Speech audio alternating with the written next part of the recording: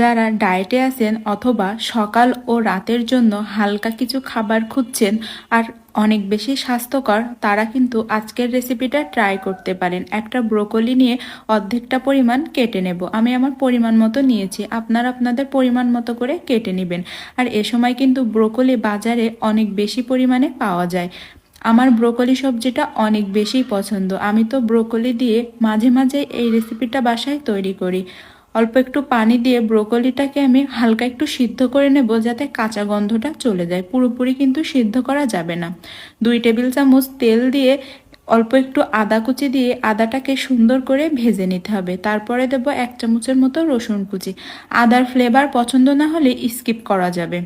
এখন 4-5 টুকরা মাংস আমি সুন্দর করে ছোট ছোট টুকরো করে নিয়েছি। মাংসটা দিয়ে অল্প একটু করে ভেজে নিয়ে স্বাদ মতো লবণ, অল্প একটু মরিচের গুঁড়া আর 1 চামচের মতো দিয়ে দিচ্ছি গোলমরিচের গুঁড়া। তারপরে সব কিছুকে মাংসের সাথে 4-5 মিনিট ভেজে নিয়ে এখন দিয়ে দেবো লম্বা লম্বা করে কাটা গাজরটাকে হালকা একটু ভেজে নিয়ে দেব মটরশুঁটিটা আর গাজরটাকে সুন্দর করে ভেজে নেব। তারপরে দিয়ে দেব ক্যাপসিকাম।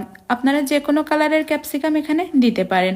এখন যে আধা সিদ্ধ করা ব্রোকলিটা ছিল, এই ব্রোকলিটা দিয়ে সব সবজির সাথে মিশিয়ে নেব। আর নামানোর আগে 1 চামচের মতো সয়া সস আর 1 চামচ টমেটো সস দিয়ে এটাকে 1-2 মিনিট নেড়ে চেড়ে নামিয়ে নেব।